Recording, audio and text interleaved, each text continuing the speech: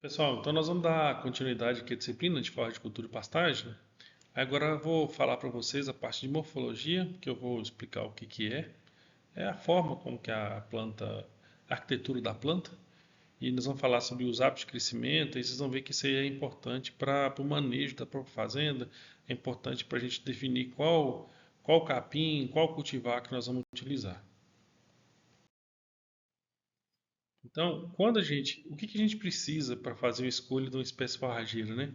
Isso aqui é uma pergunta comum, né? Para produtor, para técnico, pergunta qual capim eu planto. Então, para responder essa pergunta, nós precisamos acumular alguns tipos de conhecimento.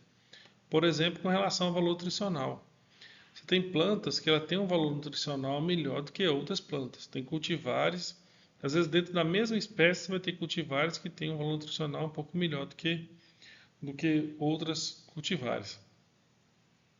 Então, por exemplo, se a gente vai trabalhar com animais que têm alta exigência nutricional, eu preciso trabalhar com capins que têm um valor nutricional melhor, tá?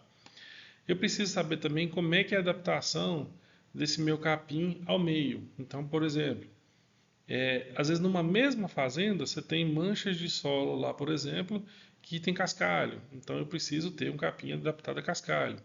Você pode ter uma parte da fazenda lá que é uma área que tem alagamento, ou tem inundação, ou tem um período do ano que ela fica úmida. Então eu preciso de capins, eu preciso de material genético que seja adaptado a esse tipo de condição.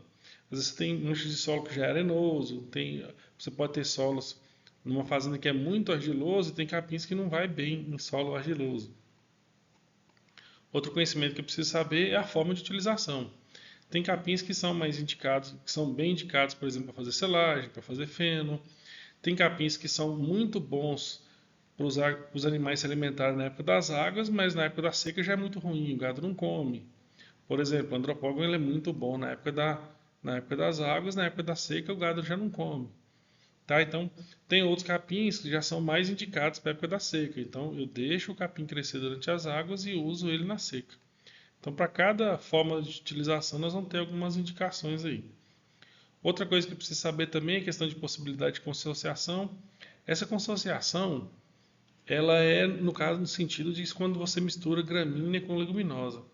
Então, a gente sabe, né, que as leguminosas elas têm a capacidade de retirar nitrogênio do ar e, de alguma forma, isso vai entrar no solo. Tá? Lógico que tem todo um processo de absorção, depois tem degradação, matéria orgânica, e aí você vai ter fornecimento de nutrientes, de nitrogênio no solo, e essa gramínea necessita do nitrogênio em grande quantidade. Então a possibilidade de consórcio de leguminosa com gramínea é bem interessante. Depois nós vamos ver que nem sempre é possível fazer, tem uma série de dificuldades, tá? Mas na teoria seria essa. E aí nós precisamos de outros conhecimentos, igual por exemplo, eu vou fazer isso para produção de quê? De leite, vai ser para produção de carne, qual espécie que eu vou trabalhar, por exemplo, não, eu vou pegar um capim para bovino, vai ser para ovino, vai ser para caprino, para cavalo. Então tem uma série de conhecimentos aí que a gente precisa acumular para chegar nessa escolha da espécie forrageira, tá? Então existem alguns parâmetros que a gente precisa fazer para escolher, tá? O principal ponto que nós queremos é esse aqui, ó, é aumentar o tempo útil da pastagem. Nós não queremos formar um pasto, produzir uma área que vai ficar lá por 1, 2, 3, 4 anos, daqui a pouco tem que replantar tudo de novo, tá? Isso não tem, a lucratividade disso é muito baixa ou até mesmo questão de prejuízo financeiro para a fazenda. Então nós queremos prolongar o máximo possível, tá? Então o objetivo nosso é esse aqui, ó. O principal objetivo é esse, aumentar o tempo útil. Para isso, então, nós precisamos ver alguns fatores que vão influenciar nisso, né? Por exemplo, condições particulares, né, de clima e solo. Eu posso estar na região que chove mais, eu posso estar na região que chove menos. E essa questão de pluviosidade, a questão de chuva, ela às vezes você tem uma variação grande, às vezes dentro da própria fazenda. Então, assim, já tem fazendas que eu acompanhei que, se você pegar uma ponta da fazenda, chove 100, 200 milímetros, ou até 300 milímetros menos que uma outra ponta da mesma fazenda. Então, às vezes, dentro da mesma fazenda, você tem essa variação de clima também, de clima e solo, né? Então, você pode ter manchas de solo que tem questão, por exemplo, de cascalho, tem pedregoso, você pode ter solo arenoso, solo que tem é muito silt. Então você tem uma variabilidade de solo dentro da mesma fazenda. E esses microclimas também, né? Como eu já falei, você pode ter áreas da fazenda que são mais secas, áreas da fazenda que são, inclusive, tem problema com excesso de umidade.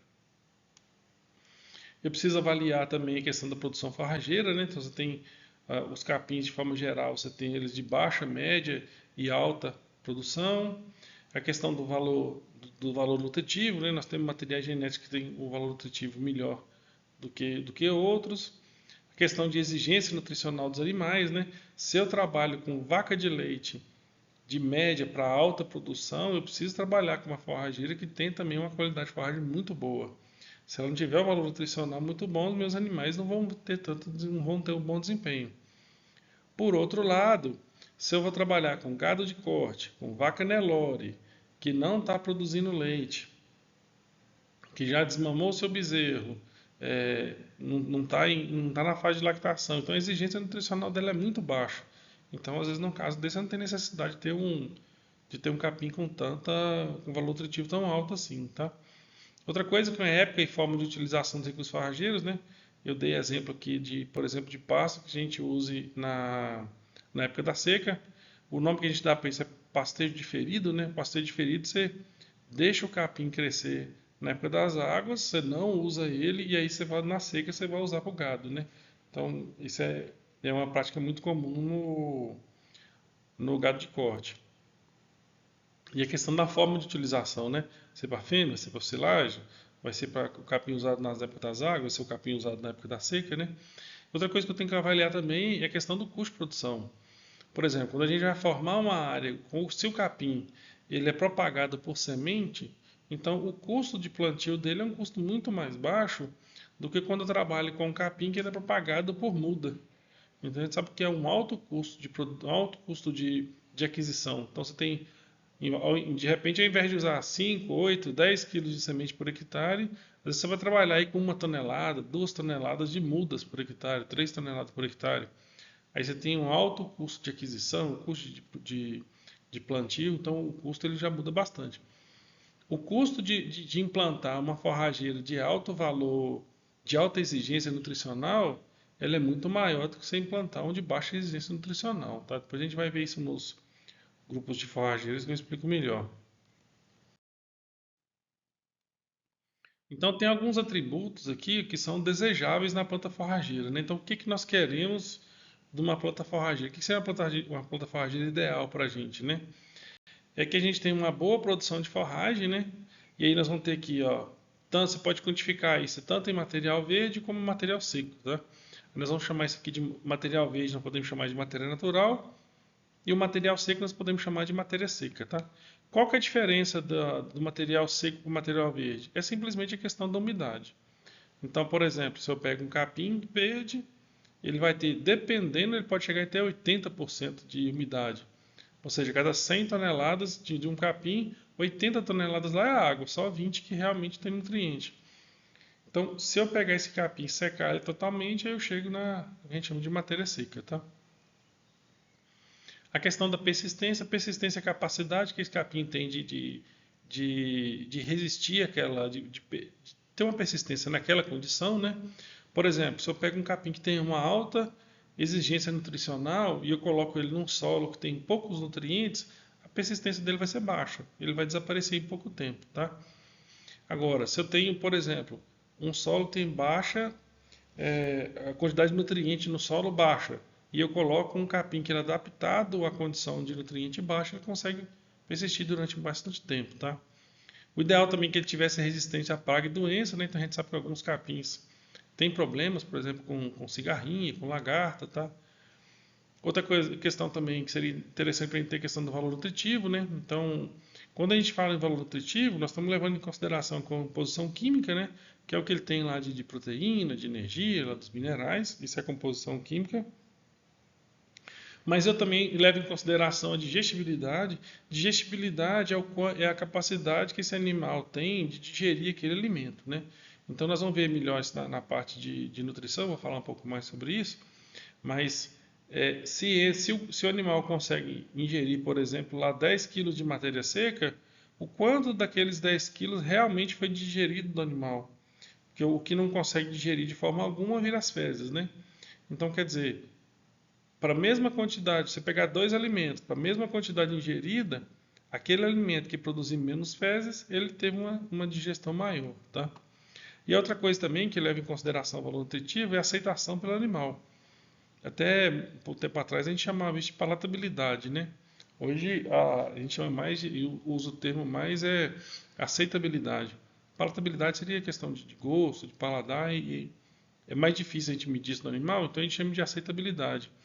Então, assim, com relação ao valor nutritivo tem que ter? Tem que ter uma composição química boa, boa quantidade de proteína, de energia. Esse capim ele tem que ter uma boa digestibilidade, né? O animal tem que conseguir digerir ele no rumen. E a outra coisa, o animal tem que aceitar comer ele, né? Não adianta ele ser bom, tem boa composição química, mas o animal não gosta de comer, tá? Então tem que ter esses. Então quando a gente fala valor nutritivo, você está levando em consideração os três, tá? O valor nutritivo não é só a parte de composição química. E outra coisa é a facilidade, né, de propagação e estabelecimento. Então, falei para vocês da diferença, né, de capim, quando você pega o capim propagado por muda, ou quando ele é por semente ele é mais fácil, né? E a questão de estabelecimento. Você plantou, você jogou a semente lá, rapidamente ele toma conta da área ou não? Ele demora a formar, e quando ele demora a formar, aí tem um problema de às vezes vir planta daninha, e aí acaba prejudicando um pouco. Então, a parte de morfologia, o que que é isso? Morfologia basicamente é o estudo dessas estruturas físicas, né? É o estudo da forma. Então, a morfologia basicamente ele estuda a forma como que essas plantas crescem, ou como a forma delas, né? A estrutura delas, da parte externa, né? Então, aqui nós vamos ter o sistema radicular. Então, quando a gente fala sistema radicular, eu estou falando aqui de raízes, tá? Então, ele refere-se ao total de todas as raízes que a planta tem. Então, seria a soma, né, das raízes dessa planta. A parte inferior da planta por onde se fixa no solo, né, e retira a nutrição. Então, a raiz tem duas funções, né? Uma é que ela fica presa ao solo e a outra coisa é onde ela extrai os nutrientes. Então, a absorção de nutrientes da planta, ela se dá pelas raízes, né? Então tem algumas funções aqui, a absorção de água, os minerais, né? Então a planta ela precisa tirar esses minerais no solo. Essa raiz ela precisa sustentar a planta no solo. Então, por exemplo, às vezes a gente tem algumas forrageiras aí, por exemplo, milho, que quando você tem algum problema, por exemplo, de doença na raiz, a planta vai e tomba, né? Então, então tem essa função de sustentar a planta.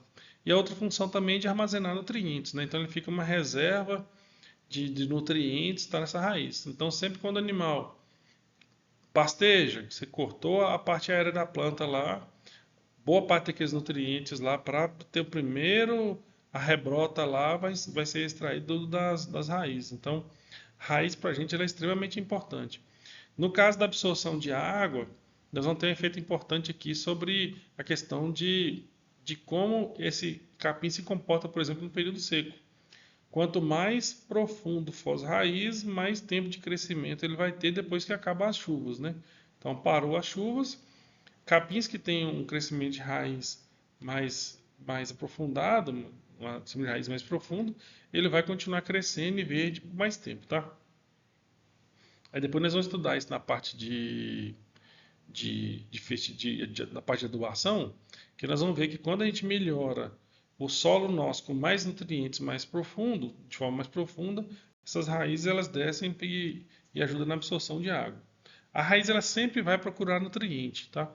Então, se eu consigo de alguma forma ter nutrientes um pouco mais profundo no solo, nós vamos ter mais raízes. Aqui é a diferença básica, né, de raiz de leguminosa para gramínea. Então a gente pega a leguminosa, ela tem essa raiz pivotante, então existe uma raiz principal aqui na leguminosa, né? Quando a gente pega no caso das leguminosas aqui seria no caso de feijão, soja, né? No caso das leguminosas, das gramíneas, o sistema radicular a gente chama de fasciculado. Fasciculado ele forma tipo uma cabeleira assim, ó. Então esse aqui é o das gramíneas são assim. Então os capins eles têm esse tipo de raiz.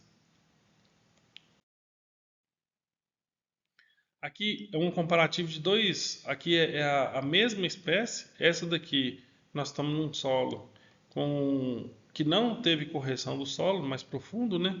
Então, quando você não tem muito nutriente disponível, o que a raiz faz? Ela fica parada, ela não cresce muito, tá?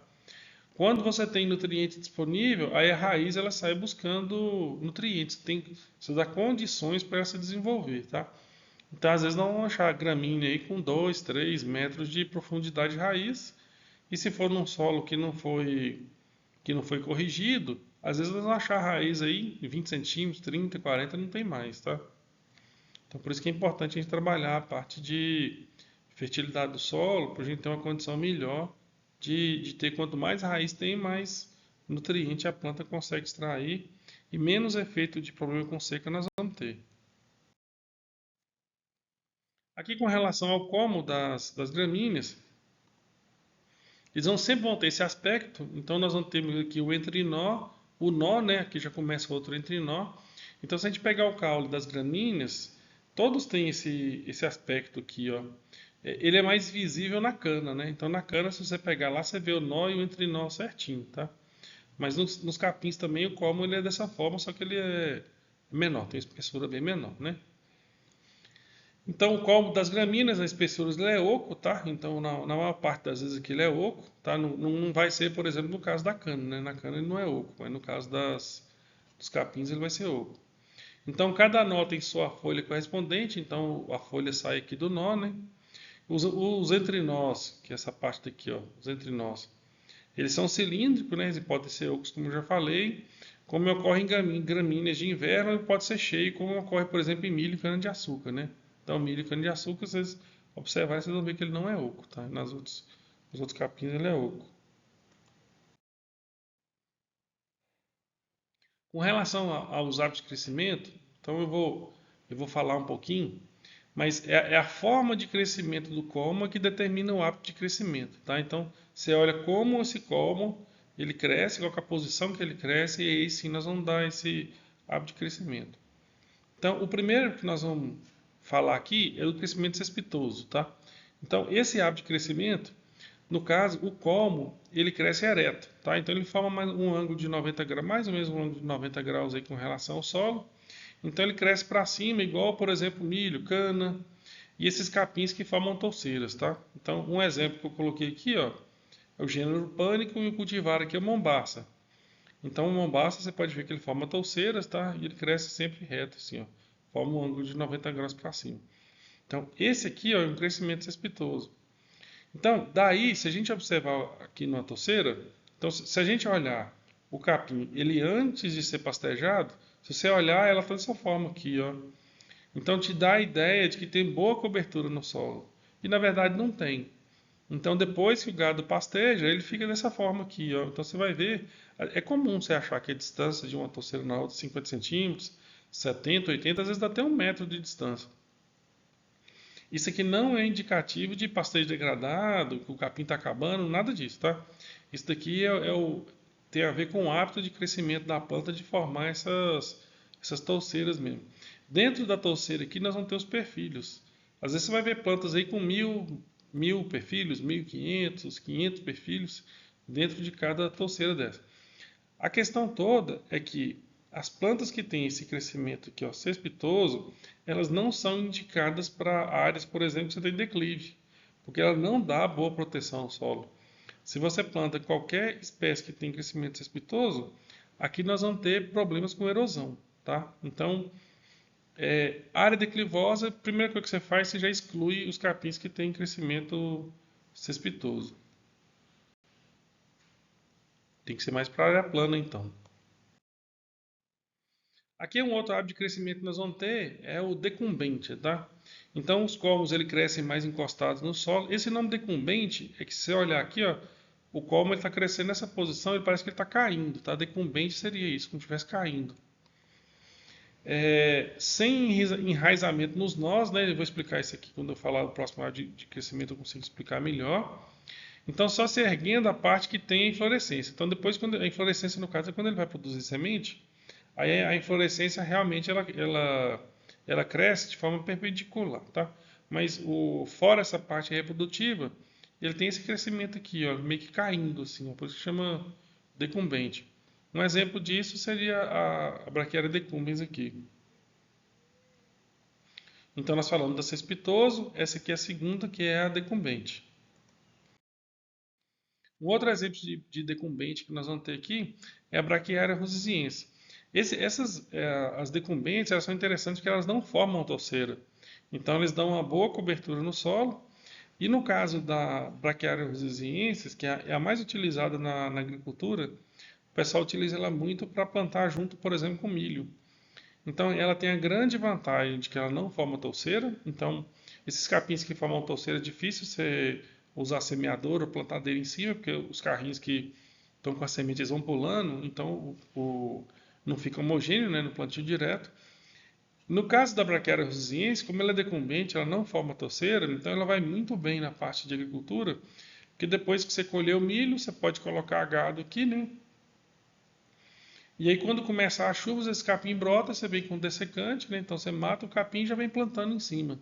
Então ele não atrapalha o plantio mecanizado numa área que for agricultura, né? Então essa braquiária resistente, por isso que ela é mais utilizada na agricultura, na integração, né, de lavoura com pecuária. Então o terceiro hábito de crescimento que nós vamos ter aqui, ó, é o estolonífero. O estolonífero vem dessa parte aqui, ó, que chama estolão, tá? Então ele é rasteiro.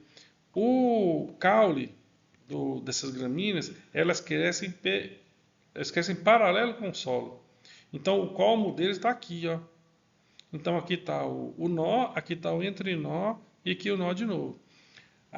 O que acontece? Como ele cresce rasteiro, cada entrenó aqui, toda vez que ele encosta no solo, ele consegue produzir uma raiz. Então, o colmo desse tipo de capim não é essa parte aqui de cima, é essa parte que vai aqui no chão, tá? Então, ele encosta no solo, emitiu a raiz e emite uma parte aérea. Aí o colmo anda mais um pouquinho no solo, na hora que emitiu o nó, mesma forma, entra a raiz de novo e aí produz a parte aérea. Um exemplo desse daqui é o sínodo. O pessoal chama esses capins estoloníferos. Tem, por exemplo, se a gente pegar a grama estrelificana, o pessoal chama ela de ruba fazendeiro, justamente porque como essa parte aqui está fixada no solo, essa outra parte está fixada no solo, quando você vai andar no meio do capim aqui, ó, se você colocar o seu pé aqui, ele forma tipo uma trava, que aí você vai, se você andar mais um pouquinho, você cai para frente, né? Então, esses aqui são os estoloníferos, né? E aí nós vamos ter um outro, que é o rizomatoso, que nesse caso o colmo a gente não consegue enxergar ele não, porque o colmo ele é subterrâneo, tá? Então o colmo ele vai andando debaixo do solo, e aí quando ele atinge a superfície, aí sim ele emite a parte aérea e aí solta uma outra planta aqui, ó. Isso aqui é comum a gente ver nas grama, por exemplo, grama batatais. O pessoal usa muito em campo de futebol, né? Justamente porque não tem como subterrâneo. Então você olha nessas gramas que o pessoal planta em jardim, vai, por exemplo, para gramado, campo de futebol, normalmente usa as plantas que são rizomatosas. Como o colmo dela fica por dentro do solo, então a parte de cima só tem folhas, tá? Então não tem colmo na parte de cima. Então, esse tipo de capim, por que ele é muito utilizado no paisagismo? Você consegue cortar ele baixinho, sem prejudicar, sem estar estragando o como. Então, esse aqui é o rizomatoso. Tá? Então, aqui é um resumo, né? Então, aqui você pegar as estoloníferas, o colmo cresce aqui por cima, o rizomatoso vai aqui por baixo, e o cespitoso aqui, ó, ele cresce 90 graus com o solo. Faltou aqui o decumbente, né? O decumbente ele forma um ângulo mais ou menos de 45 graus, tá? Então, esses são os quatro tipos de crescimento das plantas. Existem alguns capins que eles podem ter mais de um tipo de crescimento, de hábito de crescimento. Por exemplo, se a gente pegar o tipo 85, ele é os dois. Ele tem crescimento tanto rizomatoso quanto estolonífero. Então, na mesma planta tem os dois, tá? Rizomatoso e estolonífero. Então, em termos de cobertura do solo, em termos de proteção, os que têm melhor proteção do solo, por exemplo, se for uma área declivosa, ou mesmo se for até um barranco, alguma coisa assim, é uma área aí de terraplanagem, quiser proteger, esses que têm crescimento rizomatoso são os melhores, tá? Então é isso daí. Isso aqui é um resumo, né, da parte de hábito de crescimento. Aí na próxima aula a gente continua com o conteúdo.